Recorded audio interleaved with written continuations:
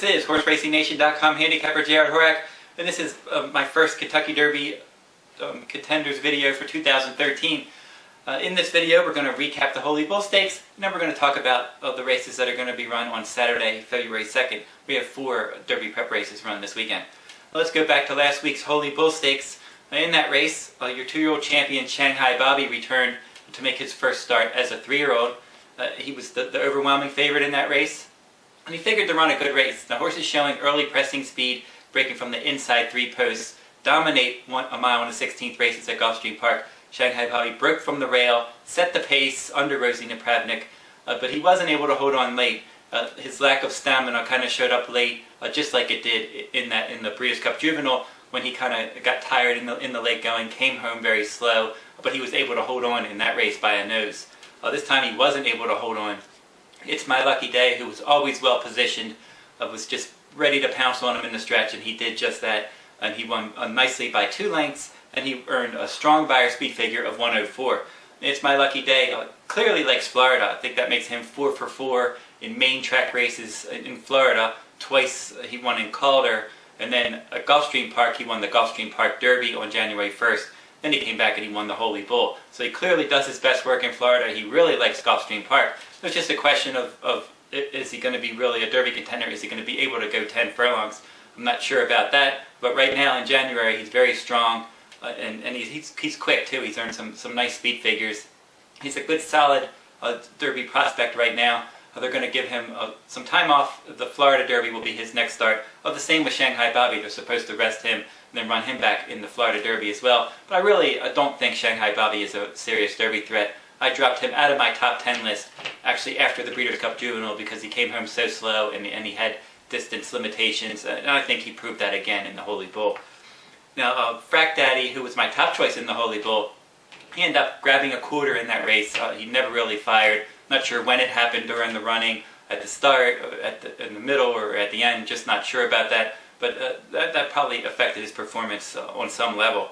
Burn Identity had some trouble, but he had some trouble in the Delta Jackpot as well. So that's back-to-back trouble trips for him. And then Dewey Square, who was a promising colt for trainer Dale Romans, and never really got involved. Now, since Frack Daddy and Dewey Square didn't run well, it's making that Kentucky Jockey Club Stakes possibly not look that strong. Didn't come back with a good speed figure for the 2-year-old preps, and now 2 of the horses that ran well there both came back and disappointed. And then the winner of that race, Uncaptured, actually has a bruised foot, and he's out of this weekend, Sam Davis. So I'm not sure where he's going to turn up next, but that race could end up being a negative race for 2-year-old preps. Now, speaking of good 2-year-old preps, the Cash Call Futurity has my top-ranked Derby contender of Violence. He won that one to run his record to 3 for 3. He's been training at Palm Meadows for trainer Todd Pletcher. He's going to show up in the Fountain of Youth Stakes probably next, and he looks like a solid contender right now for the Derby. He has the pedigree, the right early pressing speed.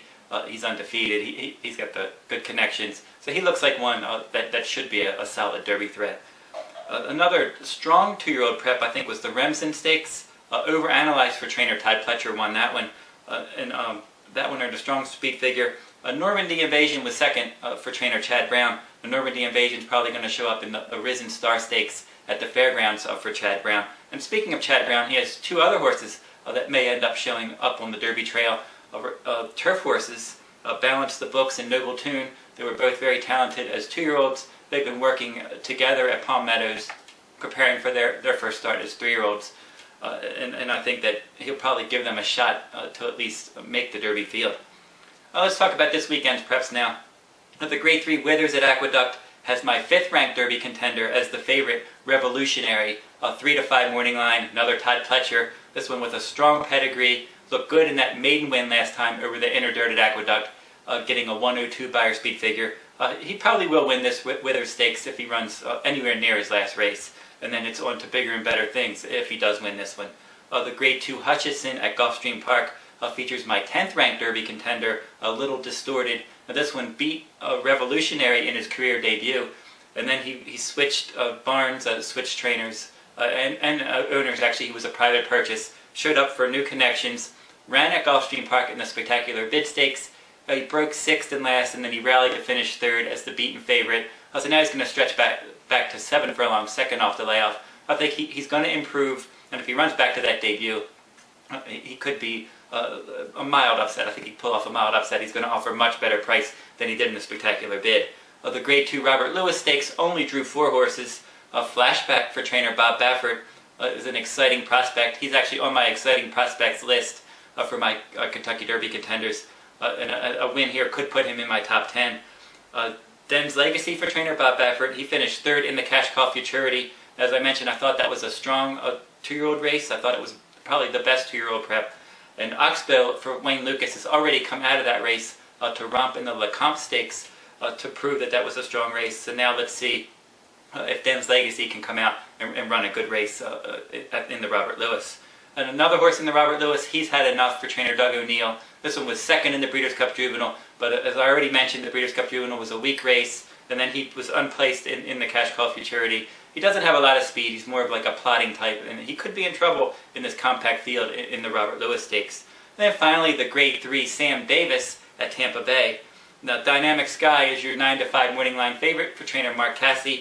This one's coming, he ended his 2-year-old season finishing 6th in the Breeders' Cup Juvenile, and he's coming into this one off of a nice win in the Pasco Stakes at Tampa Bay at 7 furlongs, where he won easily. I think he won by 3/4 of a length, but that margin was deceiving. He could have won by much more. He's going to stretch back out 2nd off the layoff. Not going to offer a lot of value. If you're looking for a little more value in that race, maybe My Name is Michael for trainer Bill Mott at 4-1 could be the one to look at.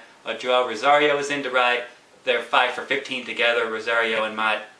And this horse, all of 4 career starts at Woodbine, and each time out he improved his speed rating. So now he's going to make his first start as a 3-year-old with 2 Payson Park bullets. He could be worth a look. Now that'll wrap up this week's video. I'll come back and I'll recap all those February 2nd prep races next weekend, and then we'll preview some of the upcoming races and talk more about the Kentucky Derby contenders. Until then, good luck at the races.